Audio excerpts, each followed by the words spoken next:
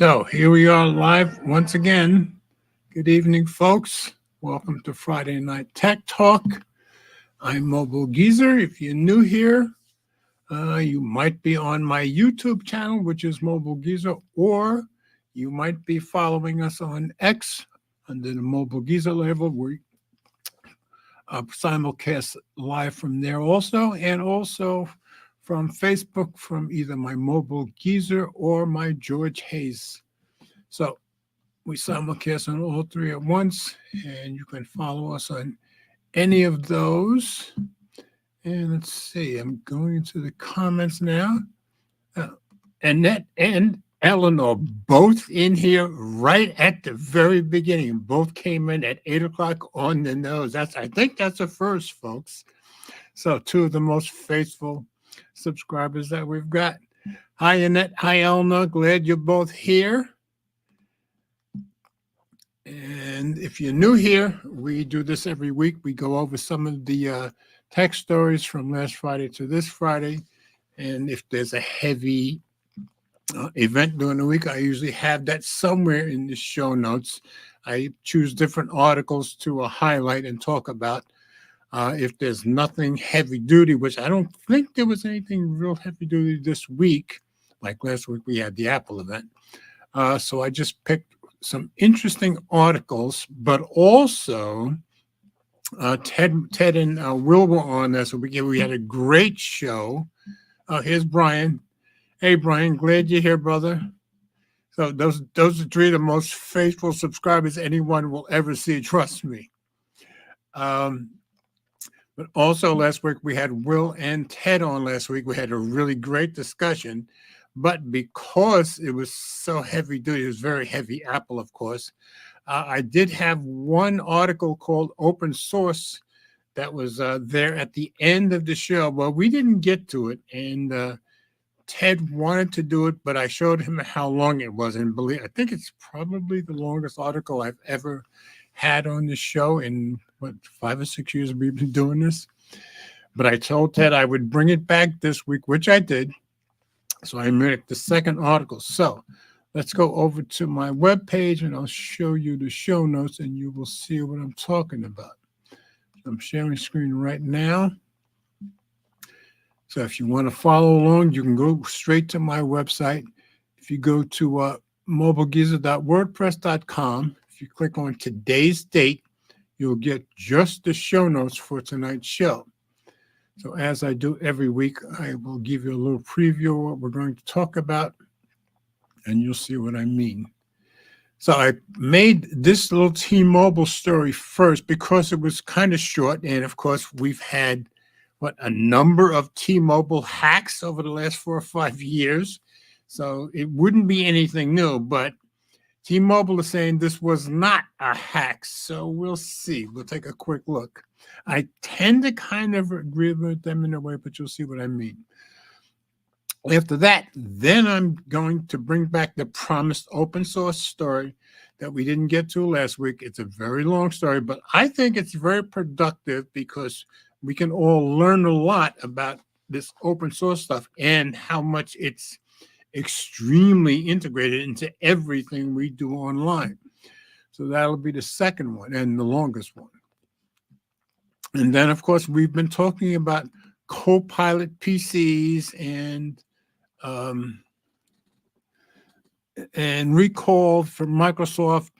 And we've been going back and forth and a lot of complaints, and Microsoft pulled it out. And then they decided it was originally going to be default when they brought up the Copilot PCs. And there are 5 companies that launched Copilot PCs last Tuesday. But there's some stuff going on there, so I'll let you know about that. So after the open source, first we'll go over the Copilot PC. I said Copilot PCs have launched. Some apps won't run with the Copilot PC, so not a great start there. But all the other arguing back and forth that they've had. So Microsoft is getting pretty embarrassed the last few weeks over this stuff. But, well, that's going to be a short article. We'll talk about that. That was on Tom's Guide, when I should have let you know where the others came from. The T-Mobile was on Phone Arena, and the open source article was on Gizmodo. So this one is on Tom's Guide, which you all know I lean heavily on. And recall, which is not included in the new Copilot PCs, and it was supposed to be in the Windows Insider preview build. Well, it's disappeared from there too. So found that story on Tom's Hardware. So I just said, what's Microsoft afraid of? So we'll go over that. Again, not a long story.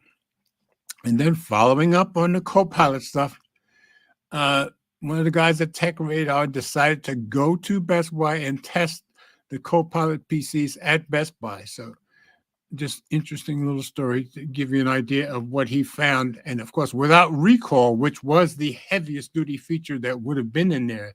Well, it's not so heavy duty anymore, but you'll see what I mean.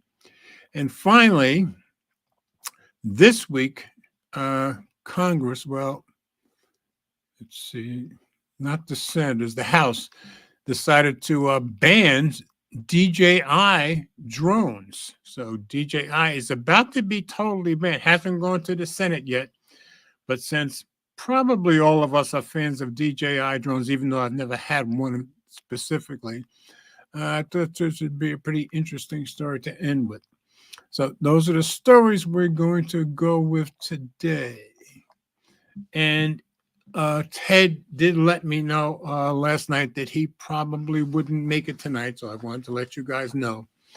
And since Will came in last week, and he was at work when he came in, but we had a really good discussion, even with him working. So we can't expect to be that blessed every single week. So you're probably just going to have me tonight. I'm sure Mike is outdoor dashing as he always is on a Friday night. So let's go back to our first story. And if anything new pops into the comments or any of the guys do come in, I'll let you know. But so we're going to start with, I said, was T-Mobile hacked again? T-Mo says no. And this is on Phone Arena. So let's go over there. T-Mobile denies that its systems have been compromised. Says no customer data has been stolen. And they're kind of right, I think, but you'll see what I mean. And this is by Alan Friedman, who writes a lot of their articles. This is from 2 days ago. So let's pop this into Reader View and get rid of some of these ads. T-Mobile told Beeping Computer that it was not hacked, nor was any source code stolen, even though stolen data from the wireless provider had been offered for sale by a threat actor, and even that's questionable. You'll see what I mean. Pardon me. In a statement, the nation's second largest wireless provider said, pardon me, T-Mobile systems have not been compromised. We are actively investigating a claim of an issue at a quote-unquote third-party service, and that's the key here, provider. We have no indication that T-Mobile customer data or source code was included and can confirm that the bad actors claim that T-Mobile's infrastructure was accessed is false. And I think it probably is false, but you guys can decide for yourselves. The threat actor, I didn't know these guys actually advertise who they are, who is known as Intel Broker and is said to be connected to several data breaches, claims that he was responsible for a data breach attack against T-Mobile that he said took place this month. Keep in mind, he said this month and resulted in stolen source code. So I don't think he's proved that at all. To prove that the data he obtained was legitimate and from a recent breach, Intel Broker published several screenshots, which to me proved nothing, that revealed access with administrative privileges to a Confluence server and the company's internal Slack channels for developers. So he said this is from 2 days ago. So he displayed these screens, breached by Intel Broker. I guess they're very proud of who they are. In June 2024, T-Mobile's infrastructure was breached. Well, this does not prove any of that. So I tend to believe T-Mobile on this. My guess is the third party was hacked and T-Mobile technically wasn't hacked, and I don't think he really got anything. That's my guess. Threat actor Intel broker claims to have breached T-Mobile's infrastructure this month. Image credit came from Bleeping Computer, of course. It's possible that common vulnerabilities and exposures listing CVE 2024-1597 was exploited to obtain the data, since this vulnerability affects Confluence data center and server, according to Bleeping Computer. So that's not T-Mobile. Has a severity score of 9.8 out of 10, but at this point, it is not clear whether the aforementioned third-party vendor was breached using this vulnerability. So he hasn't proved anything. That's the point. So if he got anything, he got the third-party vendor, not T-Mobile itself. The data that Intel broker says that he is selling includes source code, SQL files, images, Terraform data, T-Mobile.com certification, silo programs. A source told Bleeping Computer that the data being sold is actually older, keyword, screenshots of T-Mobile's infrastructure posted to a third-party vendor service where it was stolen. So this would have been older stuff. So I think this guy's just claiming something that never happened. This would dovetail with T-Mobile's statement that is actively investigating a claim of an issue at a third-party service provider. So yeah, he got somebody that was below T-Mobile, is my guess. T-Mobile has had to deal with some data breaches over the last few years, that's for sure. The personal data belonging to 37 million T-Mobile customers was stolen by hackers in January 2023. We had that story last year. 4 months later, the carrier said that the personal data belonging to hundreds of customers was exposed to unknown hackers for more than a month starting in February of last year, which we had that story too. By the fourth quarter of last year, T-Mobile delivered wireless service to a total of 119 million subscribers. So, was there a hack? Well, I guess of a third party, maybe. He hasn't even proved that. So I thought it was interesting because we always bring up the T-Mobile hack stories. I don't think T-Mobile got hacked at all this time, but you can make up your own mind, or you guys can investigate it more if you want.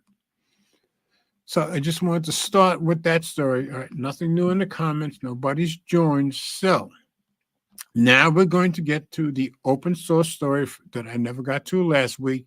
And this is pretty interesting stuff, guys. And if you go to the webpage and click this story, you can copy this article. And there's a lot to learn here. So I just said open source and cybersecurity. Can they coexist? And I found this on Gizmodo. So open source cybersecurity is a ticking time bomb. A vast majority of the world's software runs on open source code. So yeah, most software around the world runs on this stuff, and it's open to anybody. Can it be secured? Reading the article, I don't think so, but people are trying. Brian says, Timo just getting us used to them getting hacked. That is very, very true. And of course, Eleanor and I are both T-Mobile users, but thankfully nothing's happened to any of our stuff to it. And they're pretty good at letting people know through email who got hacked. So far, it hasn't happened to us. So, all right, back to the article. This was by Lucas Ropak, and this is from May 8th. But like I said, I had been putting this off from last week. So let's go into read review. And I believe there's a lot to be learned here. And there's a lot to learn about how the internet itself works worldwide. And open source is probably the biggest thing running around the world. In March, a software bug threatened to derail large swaths of the web.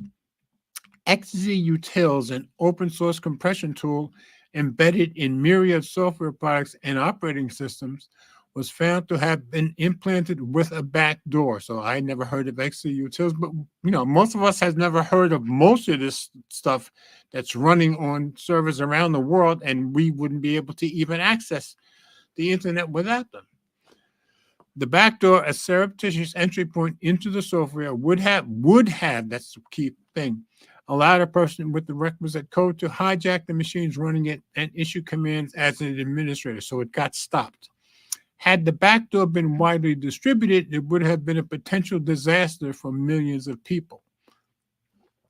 Luckily, before the malicious update could be pushed out into wider circulation, a software engineer from Microsoft, thank God for him, noticed irregularities in the code and reported it. The project was subsequently commandeered by responsible parties and has since been fixed. So this would have been, I guess, in March.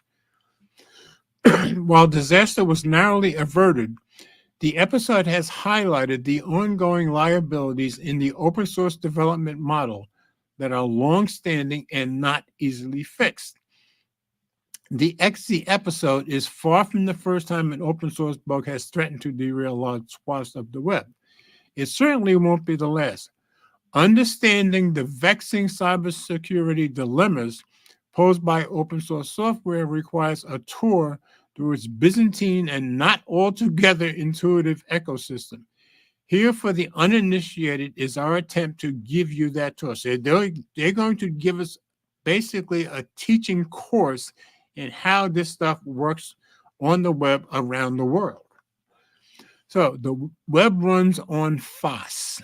Today, the vast majority of code bases rely on open source code. And this is companies all over the world use this open source code in all of their servers. So there's probably nobody that doesn't use it. It's estimated that 70 to 90% of all software stacks are composed. So 70 to 90% of everything around the world is using this stuff. In all likelihood, the vast majority of the apps on your phone have been designed with it. And if you are one of the 2.5 billion people in the world who uses an Android, your device's operating system is a modified version of the software that originated with the Linux kernel, the largest open source project in the world. Now, even me, having been, I've been out of programming 8.5 years, but even going back to when I was still in Florida back in 2004, 5, 2002, I used some open source stuff in my job on an everyday basis. So everybody around the world uses this stuff. When people talk about software supply chains, the digital scaffolding that supports our favorite web products and services, much of that code is made of open source components. Its ubiquity, and believe me, it is ubiquitous, has led observers to refer to open source as the critical infrastructure of the internet. I would agree with that. A protein substance that is both indispensable and incredibly powerful. Yeah, if you took away the open source, there'd be no web, period. Yet, as important as it is, open source software remains a subject that isn't widely understood by most people outside of the tech industry. Most people have never even heard of it, and I agree. Why use open source? For the uninitiated, a quick explanation might go something like this. Unlike closed or proprietary software, which is what all companies use of their own, free and open source software, or FOSS, is publicly inspectable. So that means anybody can inspect it and can be used or modified by anyone, and they do mean anyone. Its usage is determined by a variety of licensing agreements, and quite uniquely, the components are often maintained by volunteers, and that's very true. Unpaid developers who spend their free time keeping the software up to date and in good working condition. And since we're on the web right now, I'd say they're doing a pretty good job of it.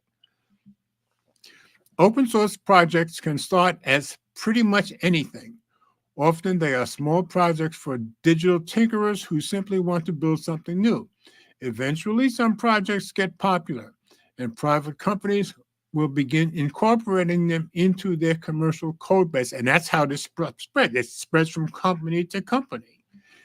In many cases, when a corporate development team decides to create a new application, they will construct it using a wealth of smaller, already existing software components, which are comprised of hundreds or even of thousands lines of code. So they get this stuff from open source for free. And this is what everybody's software is based on. Even their private software is based on this stuff. These days, most of the components come from the open source community. It can be sort of difficult to picture how this odd relationship between commercial software and the open source ecosystem works.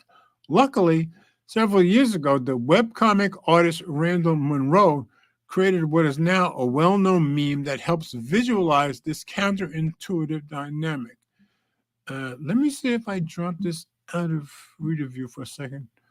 There's that meme in here. It's been over a week since I even looked at this. I'm not even sure.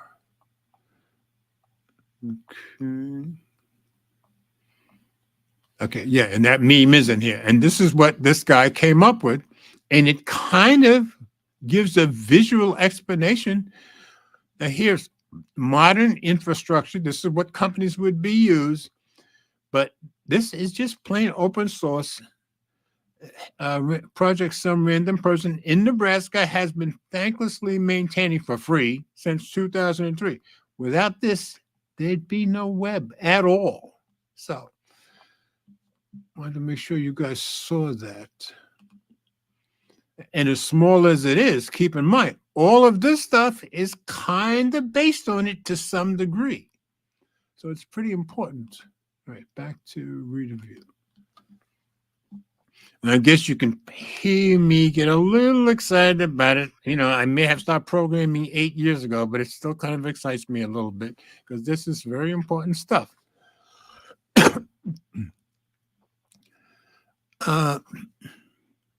Okay, so that was where we were. There are many reasons that companies turn to open source for their development users. I think the main reason because it's free. Yeah. Aside from the fact that it's free, FOSS also allows for software to be created with efficiency and speed. Keep in mind, it's free and it works, and it's been working for years and years and years. That's why people use it, or companies use it. And Brian's making a point. They basically have to keep tabs on it constantly, and that's very true, which isn't easy to do, as you will see from this article. Aside from the fact that it's free, FOSS also allows for software to be created with efficiency and speed. If a programmer doesn't have to worry about the fundamental building blocks, and that's the key, of an application's code, it frees them up to focus on the software's more marketable elements. So they start with this company, let's say any company, starts with this free stuff that's very dependable. Then they can get onto their own stuff, which is going to make them money. In a competitive environment like Silicon Valley, where speedy time to market is a critical advantage, open source is pretty much a DevOps imperative. But with speed and agility comes vulnerability. Just ask when they tried catching up and they couldn't catch up. Hold on, I think Ted, are you in here? Yes, I am. Hi. Okay, so you made it anyway. Good for you. All right, let me finish this paragraph, and if you want to take it, you can take it. If FOSS is a ubiquitous element of modern software, there are also structural problems with the ecosystem that put massive amounts of software at risk, and that's the problem. These problems can get pretty hairy pretty quickly, often with disastrous results. So we got Ted in here, guys. Ted, you want to take over? Yep. So bugs from hell. The XZ Exactly. episode. Good. The XZ episode didn't end in disaster, but it easily could have. One instance where web users weren't so lucky was a notorious Log4Shell incident. 3 years ago, in November of 2021, a code of vulnerability was discovered in the then popular open source program Log4j. A logging library programs like Log4j are regularly integrated into apps where coders use them to record and assess a program's internal processes. Log4j, which is maintained by the open source organization Apache, was widely used at the time of the bug's discovery and was embedded in millions of applications all over the world. Unfortunately, let me interject. Now, Apache is something that is very spread around. Even I used it a little bit, but 15 years ago, no, 17 years don't ago they have in Orlando. That famous word suite, LibreOffice? Yeah, exactly. So LibreOffice, this stuff is, I'm just trying to give them an idea that this stuff is very embedded around the world. So go ahead. Let's see. Like the XE bug, it involved remote code execution. This method, a hacker could quite easily inject their own arbitrary code into an impacted program, enabling them to hijack the machine running it. Due to Log4j's popularity, the scope of the bug was massive. Major multi-million dollar companies were affected. Hundreds of million devices were vulnerable. In the days after the flaw's disclosure, experts estimated that the vulnerabilities were ticking time bomb and that the cyber criminals were already looking to exploit them. The discovery of the bug sent corporate America into a full-blown panic and spooked the highest levels of federal government. Some of the biggest companies in the world were at risk, making it a matter of national security. Several weeks after the bug's discovery, Ann Neuberger, a top cybersecurity advisor to Joe Biden, called a White House summit on open source security, inviting executives from Meta, Microsoft, Google, Amazon, IBM, and other big names, as well as influential open source organizations like Apache, the Linux Foundation, the Linux Open Source Security Foundation. The meeting was less concerned with how to remedy the hellish vulnerability than with figure out how to stop this sort of thing from ever happening again. Yeah, so you can tell by the names, this was a very big deal. So, not long after the meeting, top executives at the Linux Foundation, including then General Manager of OSSF, Brian Benlendorf, began formulating a so-called mobilization plan to better secure the entire free and open source ecosystem. The federal government, meanwhile, began developing its own strategies to further regulate the tech industry. Most notably, President Biden's cybersecurity plan, which was published last year, has sought to prioritize a number of new safeguards to prevent the emergence of new, highly destructive bugs. Yet, as the dangers surrounding the XC vulnerability show, FOSS is still an environment that, at its highest level, is vulnerable to bugs that could have catastrophic system-wide implications for the internet. Understanding the risk in FOSS, however, isn't easy. It requires a detour into the unique ecosystem that produces so much of the world's software. Closed source doesn't mean more secure. That's very important. right. Yes, that's right. Yeah. That's very true. Yeah. People shipping apple juice should read that more often. Before we go any further, it'll helpful to make one thing clear. Just because a software program is closed source or proprietary doesn't mean it's more secure. Indeed, security experts and FOSS proponents contend that the opposite is true. We'll revisit this issue again later, but for the time being, I'll just redirect your attention to a little company called Microsoft. Yeah. This company, despite being a prominent closed source corporate giant, has had its products base hacked countless times and sometimes to disastrous effect. Many companies that keep their products closed have a similar track record, and unlike with open source software, their security issues are often kept private, since nobody but the company has access to the code. So just in case it isn't clear, closed source means it belongs to a company. It's their code. That's the difference between open and closed source.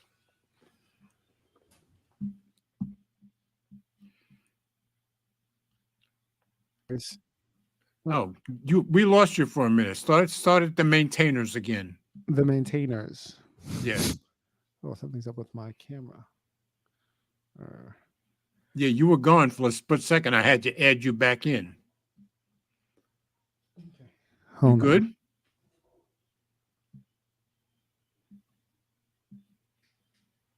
You still there? The maintainers. If you want to talk about security risk in an open source software, you have to start by talking about the people behind the code. In the open source system, those people are known as maintainers. And as you might expect, they are in charge of maintaining the quality of the software. Explaining the role of the maintainer is a little complicated. Maintainers might aptly be compared to the construction workers who in the real world build our roads and bridges, or the engineers who design them, or both. In short, a maintainer is the caretaker and often the creator of a particular open source project, but in many cases, they work together with contributors, users of the software, who want to make improvements to the code. And I should make clear, contributors can be anybody on their own, or can be people that work for a corporation. Or Harry. Yeah, exactly. You don't even need to know any code or whatever to be a contributor. You can just have, a background in design. If you want to design a look of a program, you're a contributor. Right. But if you don't know code, you'd have to find somebody who does know code to put your design into effect, of course. That's true. Yeah. Or you can just also be someone who's good in proofreading, proofreading the program That language or that that that, translating. that could be true, but Those if you're are going to make contributors. a new piece of software, somebody's got to write it. Somebody like me, But okay, let's see. But maintainers host their open source projects on public repositories, the most popular of which is GitHub. These repositories include interactive mechanisms that ultimately controlled by the maintainer. For instance, when a contributor wants to add something to a project, they might submit a pull request on GitHub, which includes the new code they hope to add. The maintainer is then tasked with signing off on a merge, which will update the project to reflect the contributor's change. It is through this collaborative effort that the process it is through this collaborative process that open source projects continually grow and transform.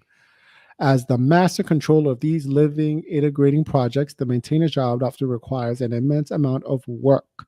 Everything from ongoing correspondence Go ahead. with users and contributors to signing off on code comments to creating documentation. Yeah. See, you can also just write documentation on how to use a program and you'll be a But keep in contributor. mind, just so you know, when a programmer sees the word commits, that means okay, now it's working in the real world. Just so you know. Oh, good. Yeah. Good point. Guide that shows how everything inside the software actually works. Yet for all of that work, a whole lot of maintainers are not paid. Some are not paid at all. Yeah, Yeah, it's I true. thought most were paid. No, I was surprised. Some are paid, but you'll see this as we go along. Open source is supposed to be free, remember? Yeah, in the world of free and open source software, hard workers were paid with little more than the knowledge that your code is being put to good use. And for kudos. Yeah. The plight of the maintainer is a peculiar one, and it's very much tied with open source's complicated history, as well as its not altogether straightforward relationship with the corporation that uses code, vis-a-vis Android, Google. Exactly. A flash history of free and open source. Oh yeah, good point, Byron. This is why I said Very good point, Brian. Yes. It's helpful to consider that in the beginning, open source didn't have much to do with corporatism or money. In fact, it was just the opposite. Free and open source, or FOSS, grew out of an idealistic hacker movement in the 1980s called the Free Software Movement. For all intents and purposes, that movement began with Richard Stallman, an eccentric computer scientist who looks a little like Jerry Garcia and has long espoused a bold form of cybernetic idealism. In 1983, while working at the MIT Artificial Intelligence Lab, Stallman established GNU, a repository of free software. The idea behind the collection was the user control. Stallman balked at the idea that private companies could keep software behind a wall. Oh, God. He wanted it open, yeah. This man, his ideal has lost, I think. Yes, the exactly. fighting hard. He felt that software users needed the ability to control the programs that they used, to see how well they worked, as well as to change or modify them if they wish. As such, Stallman postulated the idea of free software, famously commenting that he meant free like speech, not like free beer. I don't get that. I mean, like free like free speech. Well, Like, he's saying that you're not, free speech everybody automatically deserves. It's not like free beer where somebody's got to everybody has fight. the right to free. Everyone has the right to free speech. Not Right, everyone but has the not right to free necessarily beer. free beer. Right. Oh, yeah. Okay. That is to say, Stallman is not against developers getting paid, but their code should be open and visible to all for future development. In 1991, a then 21-year-old Finnish computer programming student named Linus Torvalds spurred the next great innovation in open source history. Reportedly out of boredom, Torvalds created a new operating system and named it after himself called Linux. Yep. Pivotally, Torvalds created the Linux kernel, the vital component with any operating system that governs the interface between a computer's hardware and its digital processes. It wasn't clear at the time, but Linux would go on to become the largest, most popular open source project in the world. Today, there are hundreds of Linux distributions, or as we like to call them, distros, that use the kernel that Torvalds uses. One of those includes And be Android. aware that it is still the largest, most popular, most open source project in the world, and probably always will be. Mm-hmm. The Android open source project uses the Linux kernel. Exactly. Yeah. Everything we're running, everything we do is somewhere it's running on Linux. So In 1998, a small but influential group inside the free software community decided that they wanted to break away from the movement idealistic roots and take the software mainstream. A summit was held in Mountain View, California, where participants sought to discuss how to rebrand free software into something that corporate world would hasten to buy and make money, yeah, writes Eric yeah, Raymond, a well-known programmer and one of the meeting's attendees. Open source was pitched as the marketing term invited with the purpose of capturing the imaginations of America's tech titans and steering away from the vaguer, more communist adjacent terminology of free. yeah. I wouldn't associate free with communists. That's just me, though. Go ahead. Well, yeah, because you've lived in a capitalistic society all your life. Yeah, that's true. The hope was that businessmen would forget Stallman's hippy dippy BS. He wanted to say, Now, see, you're laughing because you're young. I'm more than double your age, and back in those days, hippy dippy was a phrase you heard all the time. Trust me. no, I'm laughing because usually I don't hear hippy dippy stuff. I usually hear hippy dippy BS. Oh yeah, but back in the '60s, you heard it everywhere. Every place you went, you heard it.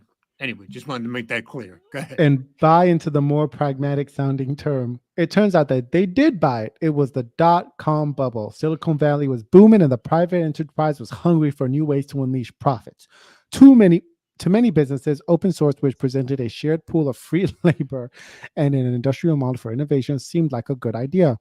The open source movement was thus largely sprinted from the free movement, becoming its own corporately propelled organization, which in time took over a greater and greater space inside the software industry.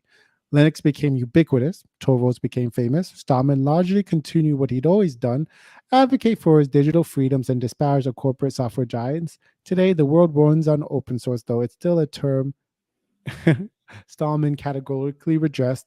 He still prefers the term free software. So what you really have here is a guy who wants everything to be free for everybody on the one side, and he's saying these guys as corporate greed guys. So that's the big difference between them here.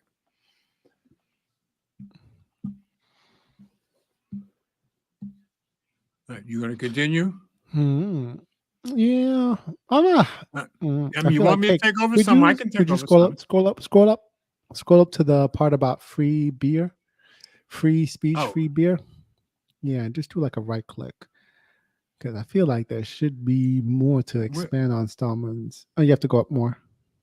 oh, There it is. Right okay. click. Let's put that in a new tab. I feel like there's more to expand on that. Like So you want me to right click and do what? open a new tab. Oh, okay. Yeah, let's see. Let's get. So this is another article by Wired. Yeah, I feel like that whole saying should get its own thing, but we'll come back to it if we have time. All right, to the All article. right. Sorry. All right. Now we're down to code for nothing, I think, aren't we? Yep. Open source software has become ubiquitous resource for corporations when the developers who are responsible for creating and maintaining that vital material haven't always seen the support, financial or otherwise, that they deserve. Indeed, many companies are often content to grab the code, scat, especially exploiting the free work without giving back to the projects or the communicator creators. Exactly. Xiaomi. Don't think we didn't forget what you did with the Xiaomi A series for the Oh last. yeah, that's right. Yeah, I think I forget what license they use, but under the stipulations of that license, once they used it, they had like 90 days to reveal how they used to share their code for freely. Okay. Yeah, Okay. Jeremy. For the last few years, company Tidelift has published a survey based on interviews with hundreds of open source maintainers. Each year, the survey shows pretty much the same thing. Maintainers are overworked, underappreciated, and burned out. More than half of open source maintainers are not paid at all for their work, the survey results have shown. A 2020 Linux Foundation survey of contributors similarly found that more than half of respondents, or approximately 51%, said they were unpaid. Wow. That is a lot more. That means 49% are paid. That's a lot. That was a lot more than I was But thinking. still, I can see why these people would burn out, both paid and unpaid, but especially the unpaid. Um, Maintainer burnout has been blamed for the XZ incident. Instead, the original maintainer of the software project reported feeling behind on it and eventually ceded responsibility to a user named Jia Tan. This user ended up being the person who introduced the backdoor into the software component. There have long been calls for the private sector to do more to support the free and open source ecosystem, but for the most part, those calls have fallen on deaf ear. It's true that in recent years, large tech corporations have poured money into certain sectors of the open source ecosystem, but often only in places where it's advantageous for them to do so. Like recently, I think it's Microsoft. Yeah, but and see that makes sense because you can't expect capitalist corporations to put money into stuff that they're not going to make money out of. So it kind of makes sense, but it also points to greed at the same time. So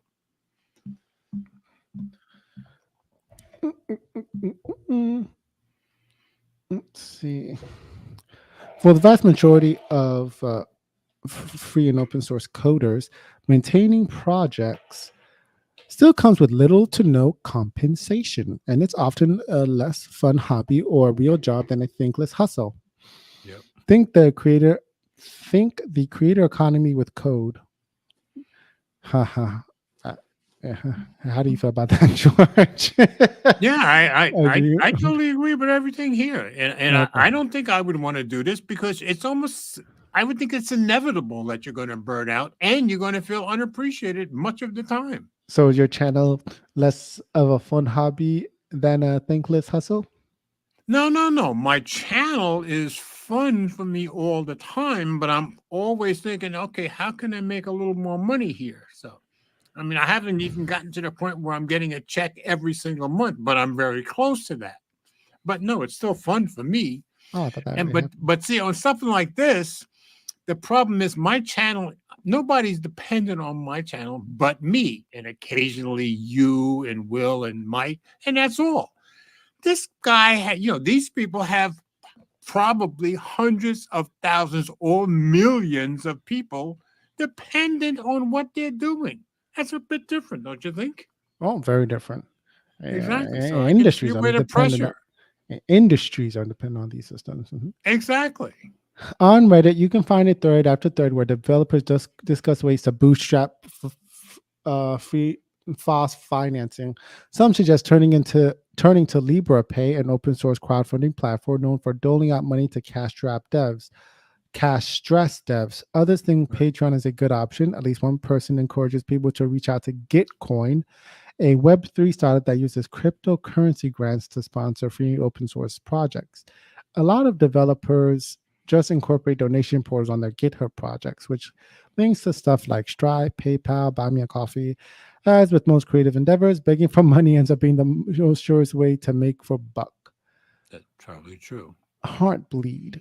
You can probably imagine the security issues that can arise from an immensely popular software maintained via OnlyFans type contributions. Exactly. Studies have shown that the vast majority of commercial apps contain open source components that are no longer updated or have been abandoned by the maintainers. The dangers inherent in building enterprise digital infrastructure off the backs of a decentralized, sometimes flighty labor pool are readily apparent if you know the story of Heartbleed. Did they not make a movie about this? Like the I love you I code? The I love if you? if they did, I don't know about it. This was the Discovered in first time I heard of Hartley that I remember. Discovered in 2014, the Heartbleed bug was a critical vulnerability in OpenSSL, an open source encryption protocol that at the time was responsible for powering much of secure communications like programming across the web. Large companies like Google, Netflix, Facebook, and Yahoo used it, as did a vast assortment of other applications and services, from VPNs to instant messaging and email platforms. Naturally, the discovery of the bug, which allowed an attacker to trick vulnerable servers into handing over sensitive data like usernames and passwords, commenced outright panic throughout the internet. We have found Sure. that that thing that everybody used was being supported by just a couple of people who weren't really paid for it at all. A cryptographer expert and software engineer, recalling the chaos that erupted at the time. Kailash didn't work on the Open SSL team, but he knew the people who did, and he worked on a similar project at the time. As Callas alludes to the problem with OpenSSL seem to inevitably come back to the maintainers. Indeed, it will come out that the Open SSL responsible for securing privacy and security services for droves of major blue chip companies was actually maintained by a small 11-person team, the likes of which included a core team of 4 people and only one full-time employee. It is a real problem, Callas said, of the open source maintenance issues. Callas has some experience with this, having been one of the key architects behind OpenPGP, an open standard of the PGP encryption used widely throughout the internet. I rarely come across that protocol. I've came across it, I think, years ago when I used to work in Florida on the server side, I think. In Florida, I did a lot of server side work that I never did when I came up here to Chattanooga. So an open standard of PGP encryption used widely, figuring how software packages, which are basically digital infrastructure, get supported and maintained is a huge issue. Heartbleed exposed a real problem with what had been the operating paradigm of open source security until that time. For years, false world, free and open source world, was guided by a doctrine that said open source software was more secure than commercial software. The reason goes that FOSS's transparency with its code open to the entire web allowed for greater visibility into its flaws and thus greater opportunity to fix those flaws. This is what's known more as the more eyes argument. So the thinking what commercial only had one development team to look out for bugs, open source had the entire internet. This is an elegant logic to this argument, but it also has shortcomings. The more eyes argument works in an ideal world where FOSS projects get everything they need. Of course, in the real world, open source is only as secure as the resources and people allocated to maintaining it. More often than not, FOSS projects have fewer eyes than they need, not more.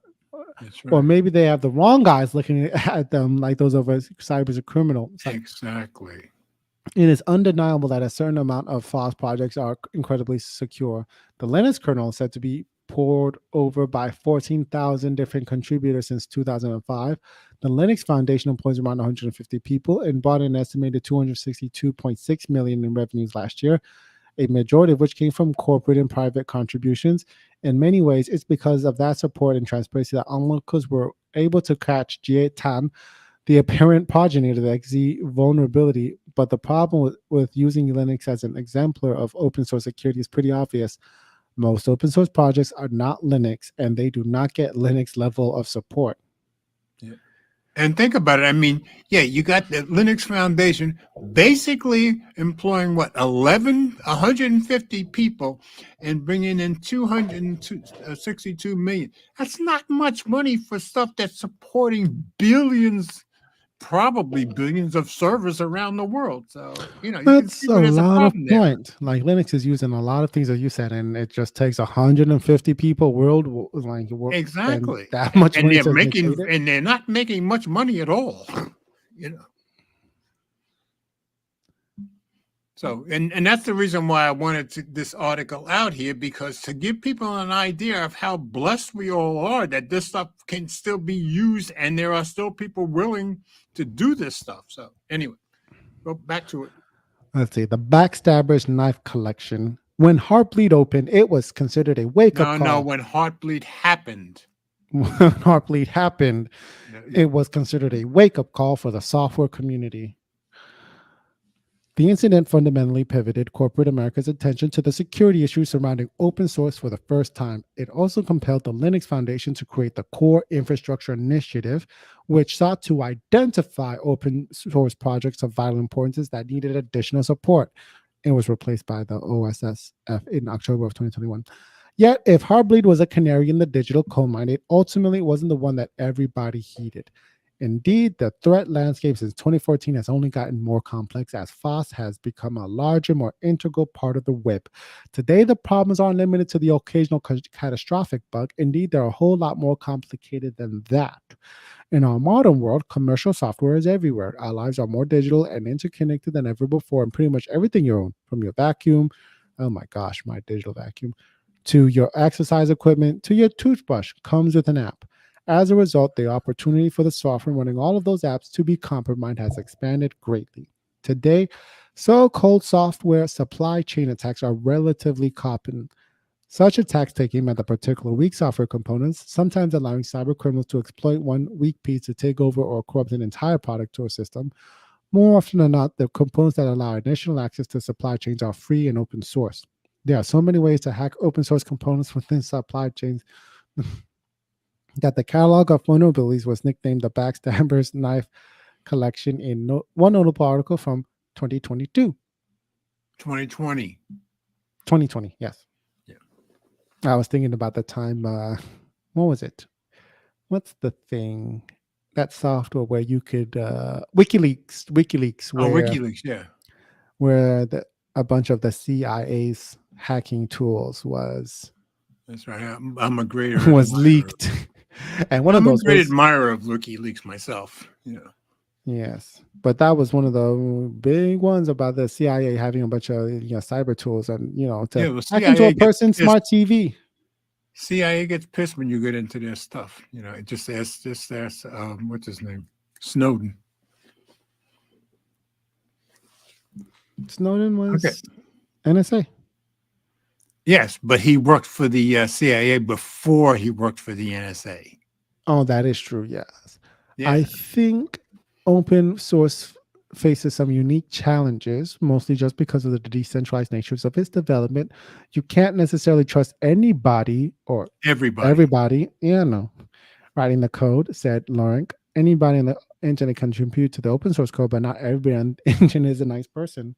Yes, True. the unfortunate truth is that the XCS episode is far from the first time that a FOSS maintainer or contributor has introduced malicious software into a project. A 2020 report found that while most bugs in FOSS are simply coding errors, approximately 17% or about a fifth were maliciously introduced bugs of what researchers call bug doors.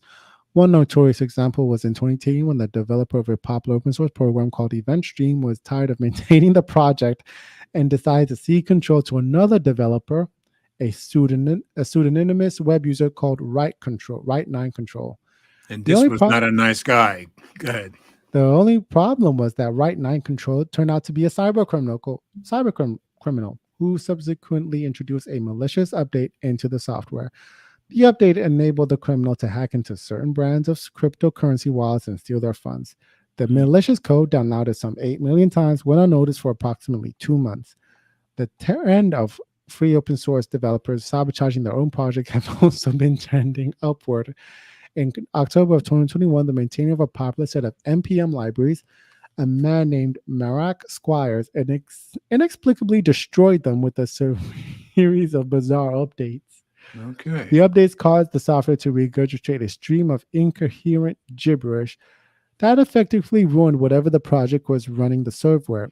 It is estimated that this act of digital self-immolation led to the destruction of thousands of software projects that relied upon coding libraries for success. Now, notice it doesn't tell us why he did what he did. I'm going to guess the pressure got to him and he just decided, screw it. And he did. Go ahead. We're almost there now. You still there? Mm-hmm. Okay. Lauren also said definitely more Log4j out there. Critical projects that just aren't getting the intentional maintenance they deserve. Actually, this sort of situation pops up all the time. In cases where such projects blow up, incorporate user faces, the blame often gets placed on the maintainers. People insinuate that they're not doing their jobs professionally or spending enough time on it. But really, it's a complicated problem. They put something out there for free, and then people start building a gigantic piece of critical production infrastructure on top of it and complain later when bugs are found. Taking inventory. So what do? How do you regulate a technological space that is by its very nature deeply decentralized, plagued by anonymity, and structurally resistant to any meddling by an overarching authority? That question has been keeping a lot of people up at night. At various times since the Log4j debacle, I have reached out to executive at OpenSF, Linux's security subsidiary, to discuss its progress on its mobilization plan, which, if you'll recall, was put together to create a new safeguards for the free FOSS environment after the Log4 shell bug was discovered. When initially proposed, the plan had a lot of moving parts to it, and it wasn't exactly clear which ones would take priority. In 2022, I spoke with the managing director of OpenSSF, Brian Benhlendorf, Benlendorf, But yeah, Benlendorf, you said it. You flowed through it easily the first time. Benlendorf, who Yeah. told me that there are at least a couple of proposals with the mobilization plan that are prime for action. Once he called shovel ready. One of the most promising solutions is also the most obvious, forcing companies to inventory the code they use. Yeah, good Weird luck as it with may sound, a lot of companies don't do that. The OSS has stated that all firms often have no inventory of the software assets they deploy and often have no data about the components within the software they have acquired. Not super appealing, right? It's a that. little like a construction company building a skyscraper, but having no idea what the foundation is made of. Would you want to live or work in a building like that? Exactly. The mobilization plan called for widespread adoption of third party code audits, known in the business as software bills of materials or SBOM. Such tools provide an inventory of the particular piece of software collected via algorithm. By telling a user what's inside their own program, SBOM allows software providers to check whether those individual components are affected by security risks or not. The best way to think of it as an ingredients list on the side of a packet of food. Package of food. Hmm. One of the several companies that offer SBOM services, Synopsys. The software bill of materials is something that is all about telling you what's in there and where it came from. S bombs have been around for years, but they have been mostly been used to weed out legal risks because fast usage is girded upon a convoluted variety of licensing agreements. Companies have often used S bombs to determine a code base's content and therefore what legal agreements need to be abided by to avoid getting sued. Now, Yeah. however, they're seeing adoption to mitigate an entirely different kind of risk. In May of 2021, the Biden administration issued an executive order that, among other things, mandated that all software contractors that work with the federal government use S bombs. Mackey said that since the order went through, his industry has seen an explosion of interest. It's been an incredible boost in business and fantastic growth. But even if S bombs are a step in the right direction, they aren't ultimately a structural solution to the larger security issues posed by FOSS. In fact, they don't do anything to mitigate risks that exist in code. Really, they're just a sort of accurate asset inventory, said former Google Get Dev Dan Lawrence, knowing that it's crazy that a majority of companies don't already have that. They SBOMs don't fix the bugs, they don't prevent bugs, they don't stop attackers from tampering with stuff. They just give you a good baseline. Corey And I and Doctorow. I and I have to say, when I worked as a contractor on the government stuff, as Biden administration said, all software contractors should use that. I think S bombs is a good idea, but I worked on uh, FBI stuff, Marine stuff, and Air Force stuff back in 2002 and 2003, and there was nothing like S bombs, and nobody basically from the government oversaw anything we did. So I'm glad the S bombs at least there now. Just wanted to get that in.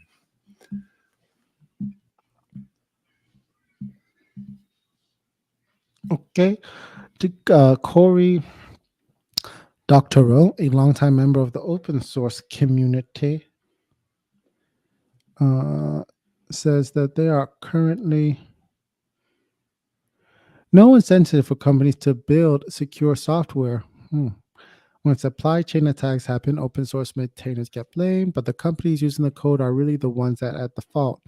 We are in That's this right. zone where not only do companies not have any affirmative duty to make sure that their software is good and that their maintainers feel supported, but volunteers who line up to warn those companies and their customers about defects can be silenced by a company if they feel that you're damaging their public image. That's true. That's the problem. Vis-a-vis Boeing. Indeed, Exactly. Dr. Rose says that this isn't uncommon for tech companies to sue security researchers who try to reveal bugs in their product.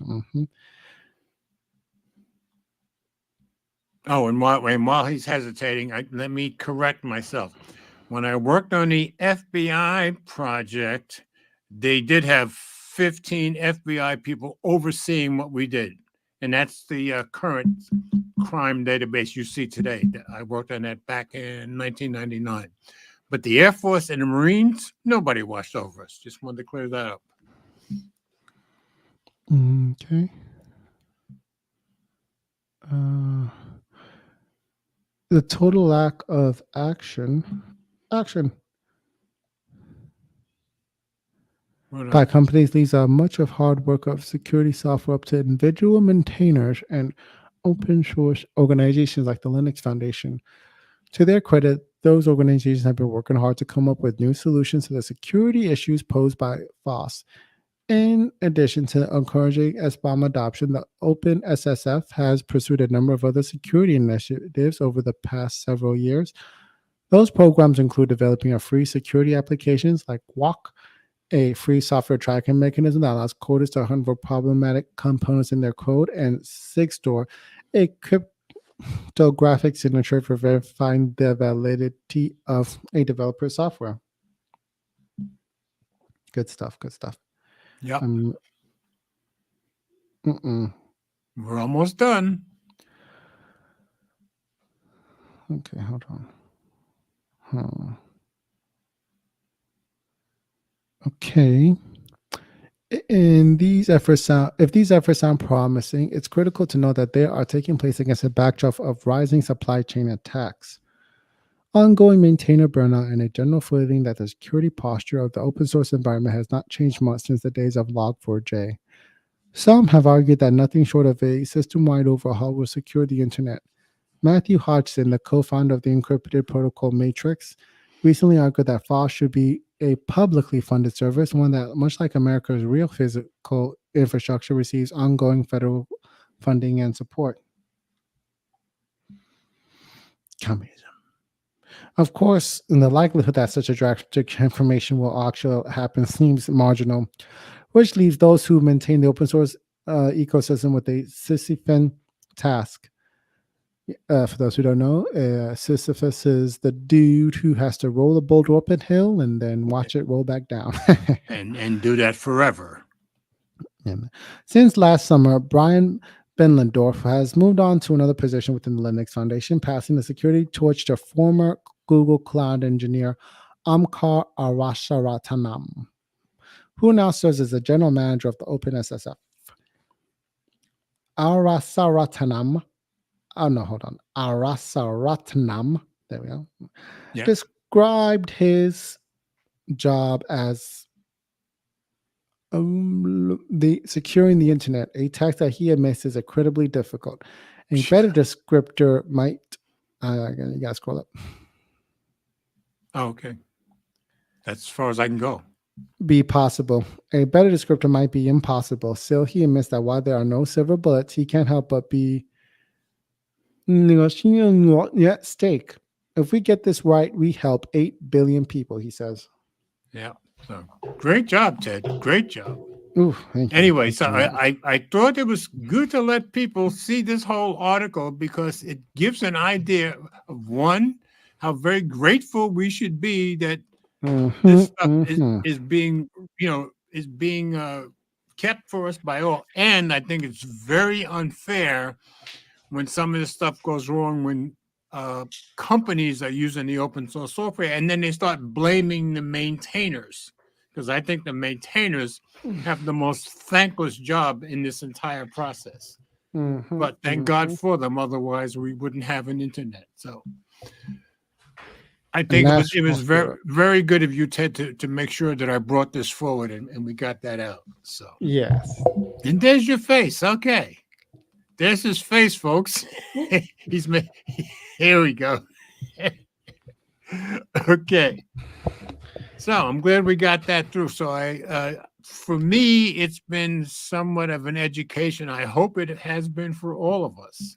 So let me go back to sharing screen. The other stories aren't very long compared to that one anyway. All right. So now we're going to continue with some of the stuff in the last couple of weeks with the Copilot Plus PCs. I didn't put it anywhere, I don't think, but the Copilot Plus PCs that we've been talking about for weeks with the recall and all the stuff Microsoft's had to go through with it, they actually came out Tuesday. So 5 companies came out with different pieces, with different laptops, and so all 3 of these stories have something to do with that. So this one was on Tom's Guide. Copilot Plus PCs have launched. Some apps won't run. So I'm just clicking on that. Copilot Plus PCs won't run various apps and games at launch. What you need to know. This by Dave Meckelham. This was published. Brian has a new comment. Oh, okay. Brian says that was I said it was. I think it's the biggest story I've ever used in any of the Friday Night Tech Talk, but it was also very educational, I think, for all of us. So I'm glad that Ted had me bring it forward. Okay. Samsung posts which apps won't work, and the reason he used that using Samsung is because Samsung is saying if these apps won't work for their new PC that have the Copilot Plus, it's not going to work for any of them. So let me drop this into reader view. But, Microsoft did make a huge deal about this. So this is not good. Well, this could have gone more smoothly. This week, the likes of Asus, Dell, Lenovo, and Microsoft released a bunch of Copilot Plus PC laptops. These new machines are the first to feature Qualcomm Snapdragon X Elite, which Snapdragon's made a big deal about, and Snapdragon X Plus chipsets using Windows 11 ARM-based architecture, and that's the big thing, it's ARM-based, and deploying up to 40 to 45 TOPs in their NPUs, neural processing units, to assist with advanced AI tasks like Windows Studio Effects. So the fact that some things already are not working isn't good. But you shouldn't expect to run certain apps and games, and Samsung has revealed which ones won't work with its new Samsung Galaxy Book 4 Edge AI laptop, which should also apply to other Copilot Plus PCs. The compatibility notice, first reported by the Wall Street Journal, states that many security programs, various Adobe software, that's not good, and even apps like Google Drive, won't currently run on Samsung's new Copilot Plus PC laptop. So bad start. This isn't a good look for a new breed of PC that's just getting off the ground, but the app picture should improve soon. So Plus PCs, apps that won't run. According to Samsung's document, Adobe InDesign, Illustrator, and After Effects will not run on Copilot Plus PCs. In addition, various Avast programs won't work, along with Kaspersky Antivirus. That's really not good. The good news is that Microsoft said that Illustrator, Premiere Pro, and more are coming this summer. Okay, that's good, I guess. And previously reported by Windows Central. Gamers with one eye on Copilot Plus PCs won't be happy as popular video games, get this, these are some pretty big games, such as iconic Fortnite, strategy sensation League of Legends, and Microsoft's very own Halo Infinite won't run on the Samsung Galaxy Book 4 Edge and presumably all Copilot Plus PCs. So if you're going to pick games to not be able to run, let's pick some of the biggest of all time. I thought that was hilarious. According to the bold strategy. According to the Wall Street Journal, Samsung has asked app developers for improvements. Yeah, they're probably begging at this point, and will check on app improvement schedules to provide continual updates. That's good.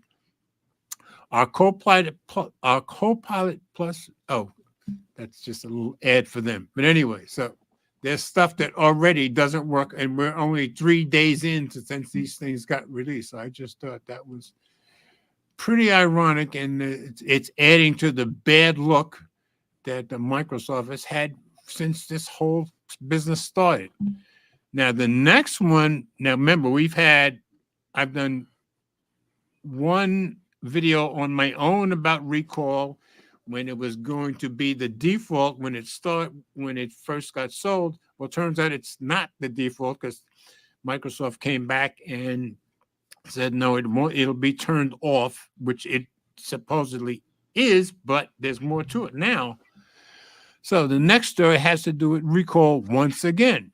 And remember, we reported on recall last week saying that it would be turned off. Well, so I'm going to go into, I said, recall suddenly disappears from latest Windows Insider build. Again, Tom's Hardware.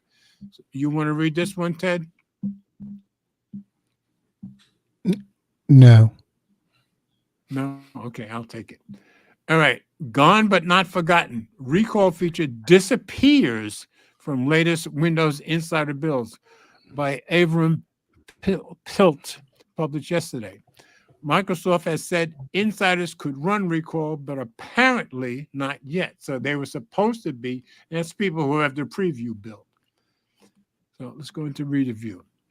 It looks like Microsoft is trying to hide its controversial recall AI feature, even from the Windows insiders that were supposed to be testing it. Last week, the software giant announced that recall would not be a part of the Windows build that came with the first generation of Copilot PCs, and we reported that story. But it also said that insiders would be testing the feature. Now, the latest insider builds of Windows on ARM have stripped all references to recall, and the previous build that had it is no longer available. So it's completely disappeared. As recently as this past weekend, Windows researcher Albacore discovered a brand new recall feature called Screen Rate in Windows Insider. So this is just last weekend. Canary build 26236-5000 for ARM64 devices.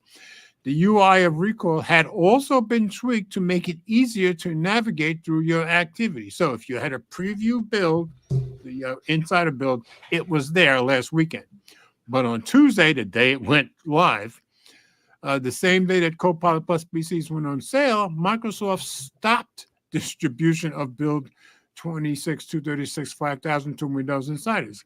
We have temporarily paused the rollout of Windows 11 Insider Preview build 26236 in the Canary channel.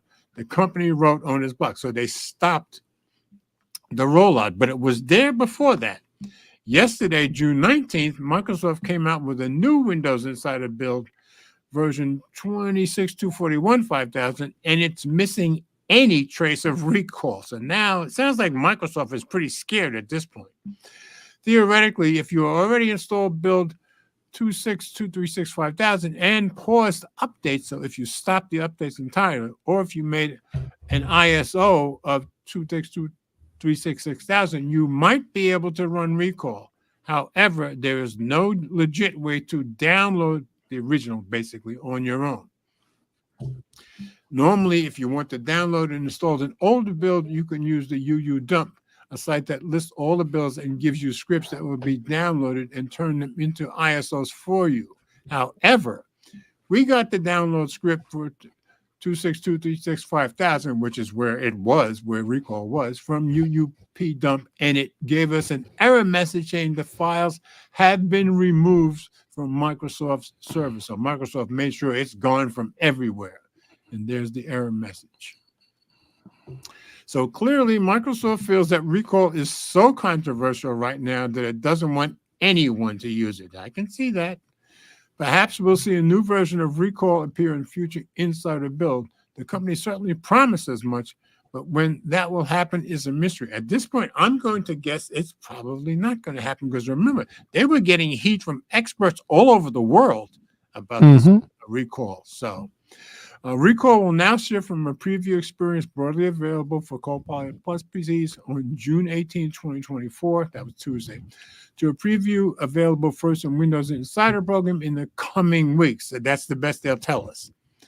But by in the coming weeks, Microsoft must have meant not that insiders would have exclusive access to recall for a few weeks before launch, but that it would be a few more weeks before insiders could try it, that's for sure. Still, recall was available to insiders even after Microsoft made that announcement up until the 18th, so it just completely disappeared as of Tuesday. Recall drew the ire of privacy and security conscious users because it kept a historic record of all your activity. Researcher Kevin Beaumont found serious security problems in a beta version of Recall, including the fact that data was stored in a relatively easy-to-access SQLite database. And we showed you that in the story last week with that guy, which finding those problems. UK's Information Commissioner's Office even announced an investigation into the feature. Without Recall, Copilot Plus PCs are left with three, get this, very unimpressive exclusive AI features. Code Designer and image generation feature for Paint, Studio Effects, and the guy in the third story uses that, blurring and filters for your webcam, and live captions with translations. We talk about these features and more in our Copilot Plus PC Launch Live blog. So I just thought it was interesting that all of a sudden, Microsoft doesn't want anybody seeing it anywhere, and nobody can. It's really interesting. All right, now I've got one more. This is a guy from Tech Radar. He went to, I guess, a big Best Buy on Tuesday. He said he took the subway, so I'm guessing he's in New York. And he tried it out on a few PCs. You want to read that story or me? No. Okay. I want to do the DJI story. Okay. So I just called it Testing the Copilot Plus PCs at Best Buy. So this is from Tech Radar. Again, this is not a long story either. I asked a Copilot Plus PC to make me a beach ball. It gave me what I needed, if not what I wanted. Well, it kind of did, but you'll see what he means. By Lance Ulanoff, who writes a lot of their stories. This was on the day it came out on Tuesday. The age of AI PCs is upon us. So, and to review, the new era of Copilot Plus PCs is upon us, bursting onto the scene at your local Best Buy with a bevy of laptops, all designed to do AI tasks locally. Remember, there's 5 different companies that came out that same day. To be clear, there are 2 classes, I didn't know this, of these new AI PCs. All have a new, almost indescribable Copilot keyboard button, and you'll see that as we go down. It looks nothing like a Copilot on an airplane, but only Copilot Plus PCs with new Qualcomm Snapdragon X Elite or X Plus chips are ready to perform a variety of local AI tests and tricks. And I guess because it has the X Elite and X Plus, I guess that's what makes the 2 classes.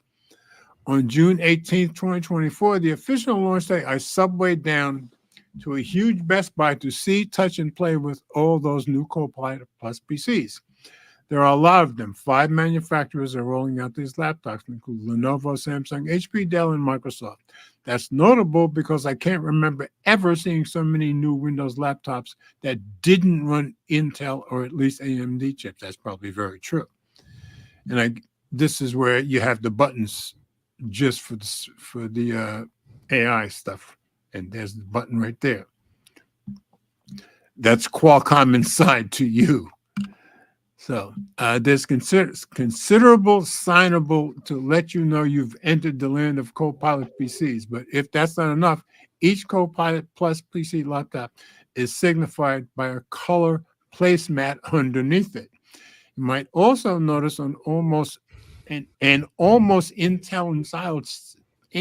Inside style sticker on the palm rest section of each of these portals here. Qualcomm is taking no chances here. These are ARM-based and not x86 servers. So should I be saying, dunk, dunk, dunk, dunk?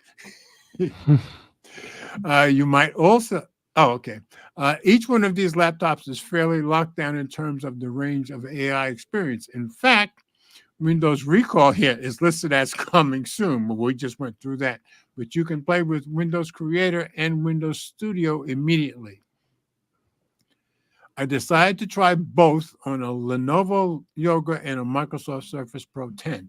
The real fun is launching Task Manager alongside the interactive demo. When I click Performance, I could see the load on each piece of silicon CPU, GPU, and most notably the new NPU. That's the neural processing unit. That's what's brand new, designed to step in and handle local AI requests. So this is what allows it to run locally on your computer. I opened Windows Studio and selected the live filter that made me look like a cartoon character. Instantly, the NPU performance bar spiked, but as soon as I exited Studio, the NPU workload dropped to essentially zero, which makes perfect sense. Later, I opened Windows Creator, Painter on AI steroids, and used the mouse to draw a rudimentary tree.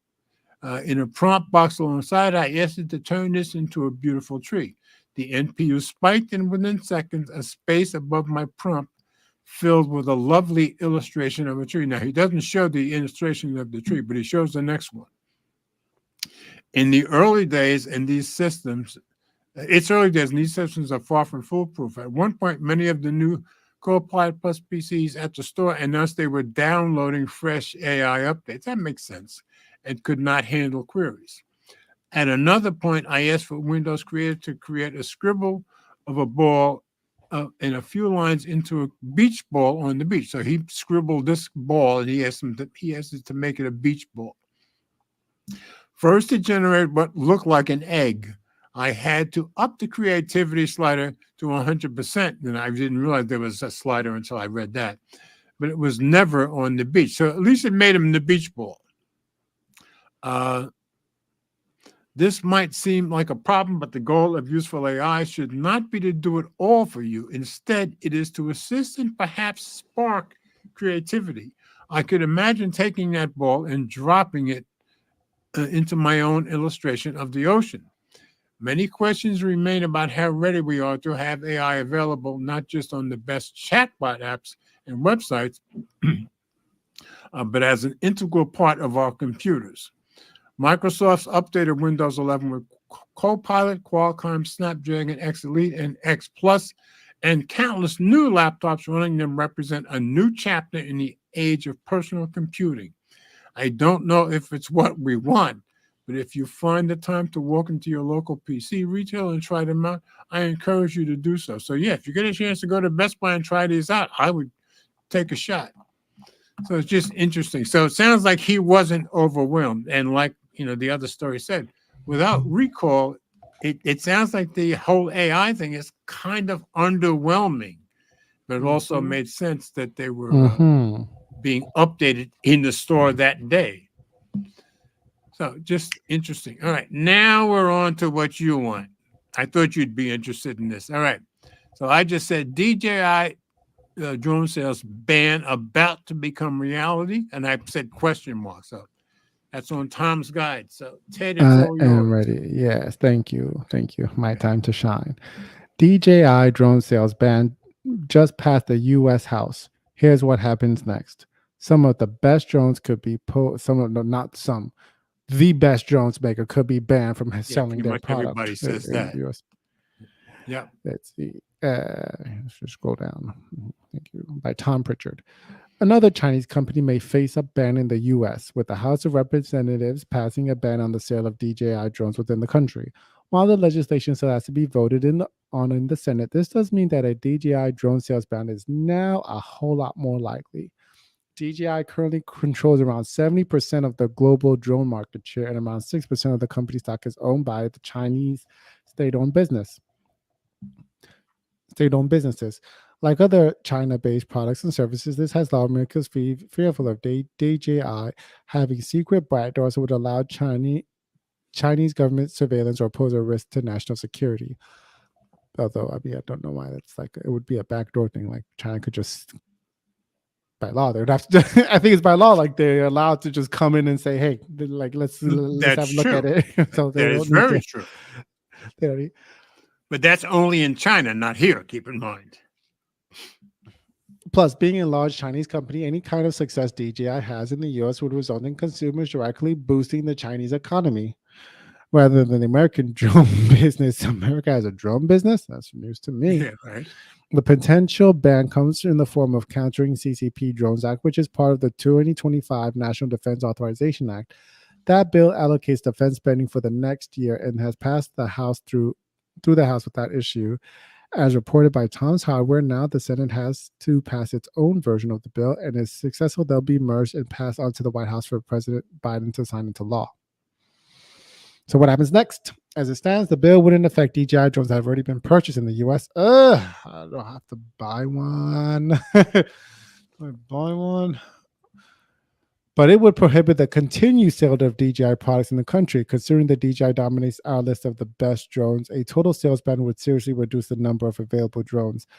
DJI also sells action cams, very good action cams, gimbals, very good gimbals, and other camera centric products. Uh, Most particularly the one I'm after right now, the DJI Osmo Pocket. They may Oh, not be they may not be drones, but they could still get caught in the crossfire. The ban isn't a done deal yet, though. There's a chance that the Countering CCP Drones Act could be removed from the 2015 NDAA before it passes, though that will rely on senators actively doing something about it. So if you have very strong feelings about keeping DJI and drones on sale, you should contact your not it says the article says could, but I'm saying should contact your senator and make your feelings very clear. Of yeah, great should the ban pass through the Senate as well, there may still be a transition period that could potentially last 3 or more years. That's very generous in the US. I would yeah. say expect 90 days. 6 That's months what I is thought too. generous. 3 years. What do they think? This is the EU? This would allow for adjustments to the ban before it fully takes effect and may even give DJI the chance to sell out some proportions of its drone business to a non Chinese entity, which, if China would allow that, Yeah. we will keep you up to date on the potential DJI ban situation as the DJI potential ban situation develops. One also That's big concern, though, is the fact that if DJI gets banned, the ban goes right. through. Like DJI has to maintain these products through their app. Like Exactly. if And they're Google, not going to let them do that. You can bet. yeah, Google and Apple won't be allowed to have them in their app store, and so they're gonna like how well the updates is going to be severely compromised, and a majority of DJI products require an app. So I don't know about you, but this makes me, probably Eleanor too, root more and more that TikTok doesn't get banned and they end up winning in court. And I think TikTok I was think they're two separate in. things. Ban TikTok for sure, but No, DJI see, Eleanor and I are both against banning TikTok. ban it, You ban know, it. because I agree with most of the security experts. TikTok isn't doing any more to us than Google does. I have no concerns about security. I have more concern about protecting American values and Oh, culture. here we go. Here we go. Here we go. Protecting American So, values and civilization. my thinking is that if TikTok wins their case, it'll be harder to ban DJI. That's But my. that case ain't going to be pulled anytime soon in time. But TikTok was on one of the lower courts this week, so they're pushing it to go fast. Obviously, they want to get to the what do you call it, Supreme Court before sooner rather than later. So they're probably pushing it as hard as they can. But I did read somewhere they were in one of the circuit courts this week already. So I thought that was a good sign. Good sign, but So I don't think has for a federal me, judge. A federal I don't judge want to hasn't see even. TikTok or DJI get banned. That's just me. TikTok, ban TikTok for the good of for the good of the country. Look DJI. at Brian. See what Brian's saying now, Chit. I mean, I don't know. It's like. Well, see, you can see that Ted's being selfish because he's a photographer. Who would he be for? Oh, yeah, the one that uses cameras from the sky. I mean, but they're so good. They are the best. Like, if you want cheap drones to use for toys, Obviously, you pick anyone. But if you want still a serious drone, if you still want a serious drone, like they're literally, I cannot think of another option. I haven't had one, and you were funny about American-made drones because I've had 2 drones over the years, or 3, and all 3 of them were made in Asia. None of them were made here. Yeah, like I didn't know America. Like there's an American company that makes drones. I don't either. So and also, like DJI, they make great product. They're one of the best hardware manufacturers. I think they're better than Apple, for goodness sake. Okay, in terms of hardware excellence. One of these days, I am going to get a DJI drone, but I Like haven't of had one yet. every hardware item they put in the market is amazing. It's like wow, like they're better. I think they're better than Apple. No way. That says a I lot. think That says a what was lot. it? I think my first DJI product was actually their headphones. They don't make the headphones Oh, okay. anymore, Okay. but one that And they were like that good? they were the most state of the art headphones at the time. They were premium. Okay. They they were also one of the first ones where they could take audio over USB-C, so you didn't need Oh, a. It could take okay. the 3.5 millimeter aux jack too, but it also did the USB-C, so you can get even higher fidelity Oh, quality. that's good. Yeah, it had wireless charging. This was How much? 2016, 2015. That's way back. How much were they? I think it was like $500, 400 to Okay. $500, So and obviously worth it. they also were the only ones where they had a removable battery. Okay. Yeah, that's a very But good there thing. was just one problem, one small problem. It was the only cons. Like people would complain, like, it got very hot, but that's because it was a premium construction. But there was one very problem. The Which was battery life at best was 6 hours. okay. Usually Well, was still, around that's four and a better than half. that. I see. To me, that's pretty good. To a photographer, I guess not. Yeah. For headphones. We're talking about Oh no, headphones. that's right. Yeah. So why would 6 hours be a problem?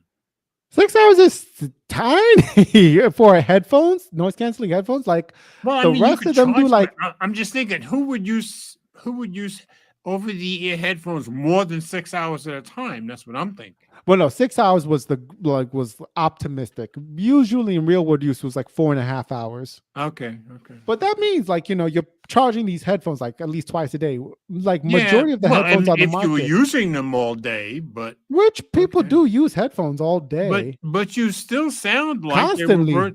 You still sound like they were worth it. They were worth it, but it was a very big con. Like a headphones with only 6 hours tops battery life is not like you like the only way to get around it was like you could buy multiple batteries and then put it in the headphones. Okay. But Well, still, it's still a thank big. you, Brian. As always, brother. Appreciate Like it. if you consider the market, like headphones last like at least like 10 to Well, I was 12 just going to hours, ask you 20 back hours. then, what were other premium headphones lasting? How long were theirs lasting? Like 10 hours. Like, Okay, all right. See, my problem is ever since earbuds came out, I can't stand over the ear. I can't stand anything over my ears. That's why I love earbuds because I don't like my ears covered with anything anytime, even as a musician. Really? Yep, I hate having my ears covered.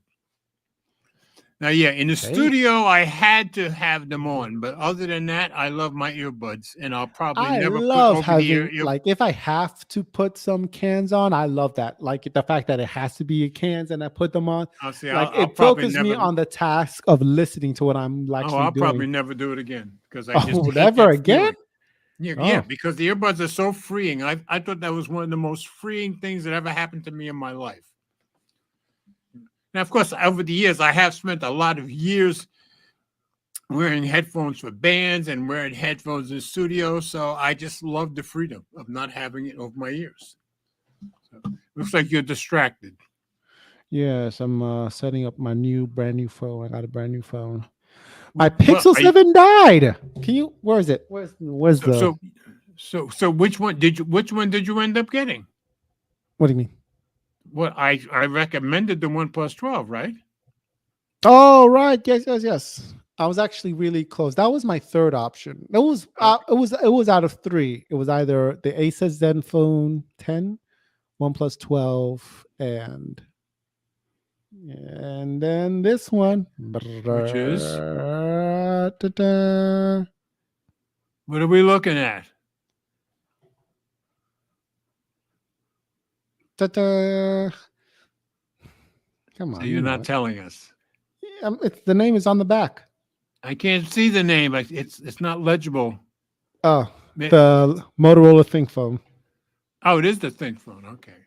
And yeah, people that have that phone love that phone.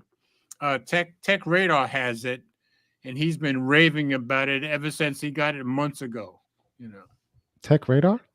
Yeah. Oh, I'm sorry, Tech Odyssey. Tech Odyssey. Oh, okay. Understood. I'm like, they have a YouTube channel. Well, yeah, I think they do have a Yeah. YouTube channel, but I'm like, who? Actually, Tech Radar does have a YouTube channel, but yeah, but Tech Odyssey, he's in your Okay, state. He's in he's Austin, in I think. Houston. Houston. Okay, that's right. He's in Houston. Yeah. Anyway, he has loved those. Matter of fact, yesterday he made a video. I can't remember which one it was about, but he ended up saying once again what a great phone that is. So I think you did pretty good Now, I did try to get a Sony phone, Xperia 5.5. for a lot more money. Yeah, like it was going to be over my budget by $200, but it was not easy to find. Like it Okay. never, like it never came to the States, but like still, like no one had one for sale. Like I had to like go to Hong Kong, like order from Hong Kong to You get couldn't a. even find one for sale. Wow.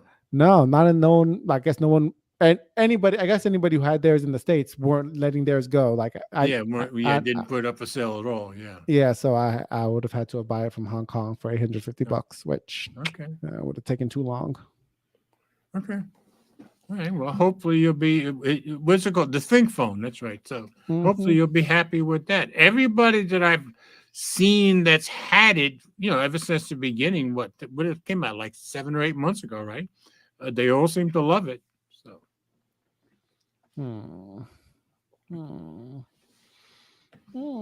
it sounds like of all the phones Motorola has made, that's probably the best one. That's my impression. Is it? Wow. That's my I mean, impression. I am intrigued to get a phone that has a back that doesn't have to worry about getting broke. That's nice. Yeah, cool. But I can feel like already getting hot in my hand. I'm worried, like if it'll be able to handle Texas heat. Well, I guess we'll find out. You need to make some videos on it and put some videos up on it for us. Yeah, I had to use my LG V60 as a backup. I know Eric will be the tech preacher will be so pleased, but it did come in handy. Good. All right. Well, I'm glad you got it. So we'll be looking forward to some kind of coverage anyway. Yep. I'm back on Motorola. There you go. Yeah, but from what Tech Odyssey said, you're back on Motorola, but you're in a Motorola, an upper level of Motorola compared to the other phones that have come out. Don't you think? Yeah, I think their best one is the Motorola Edge. That's their flagship series, but this is just like right under it. Like they're not going to continue this again, I think. Oh, you don't think so? No, I doubt it. Like they're burning, like they're selling it for $400. I've got this from like less than $300 on Amazon. They're not. Okay. They're trying to get rid of all their stock they had. Okay, makes sense. Yeah. Now the Motorola Edge I had last year's and it was terrific, but from what Tech Odyssey says, I think this is probably better. At least I think he thinks so, and he pretty much knows his stuff. So. Okay. Ooh, let me get out of this new phone. All right. Not yet. All right. Anyway, I'm so glad you came in tonight. You made it a whole lot better. And I was so proud of you reading that entire story. You did great. Thank you. Did I freeze? Yes, you did. Your voice hasn't froze, but your face froze. Huh. Interesting. Yeah, your sound is just fine. Yeah. Brian says, he always did have a problem with that. So, what's a good? I asked like, what was a good phone that handles the overheating? But those are gaming phones; they're huge. That's why I think the OnePlus 12 would have been right up your alley. But yeah, this may be a better bet for you. I love my OnePlus 12. As I said, I had picked my OnePlus Open. I had told my Project 13 the other day, I had picked the OnePlus Open because he did a follow-up on it as my phone of the year last year. And I said the only phone for me that challenges it this year was the OnePlus 12. Brian says the iPhone. Yeah, see, for me, the OnePlus 12, I think for me, is better than my iPhone 15 Pro Max, and it's better than my really S23 Ultra. Yeah, so I think right now, I think overall the iPhone 12 is the best phone I've got. But my favorite phone is probably still the OnePlus Open. So just for all the things it does, and you can open it, and I open up and have a little tablet. So still my favorite phone. But today, yeah, what did I take to work today? My Pixel 8a and my iPhone 15 Pro Max. So, all right. So we had a good show. At least you didn't freeze until the end. That's good. All right. So I'm so glad you came in, and hopefully we'll get you again next week. What did Brian say? Oh, yeah. I guess my iPhone, my OnePlus 12 called me. He says that's blasphemy. I'll just tell you what I like. You got to remember, I'm just an old guy who listens to me. All right. So, Ted, thanks for coming in. And thanks to everybody who stuck with us. And I think everybody owes Ted a round of applause. I don't know if I could have read that entire article as well as he did. So he did a great job. So we will see you next week, folks. I hope everybody has a wonderful, wonderful weekend. Here we're in the 90s, and we're going to be in the 90s all weekend. So I'll be riding my bicycle 17 or 18 miles in 95, 96 degree weather. But that's kind of ideal for me. Other people get to my age, 79, and they have problems with heat. I am the complete opposite. I can ride my bicycle 18 miles in 95 degree weather, never take a drink. I do because Eleanor bugs me. But if I don't, it doesn't bother me at all. I do well with heat, which is the perfect thing for a guy who's had frostbite twice. Oh. Yeah, Brian, I would highly, highly recommend it to anyone. But yeah, you can see I got my S23 Ultra after I had traded it in because I just loved that phone way too much. So for me, the three best phones I have right now would be the OnePlus 12, the S23 Ultra, and the iPhone 15 Pro Max. But my favorite phone is still the OnePlus Open. So that's just me. All right, guys, have a good weekend. I hope everybody has a very blessed weekend. And let's always remember we all do better when we love each other. We'll see you next week, folks. Thank God for Ted.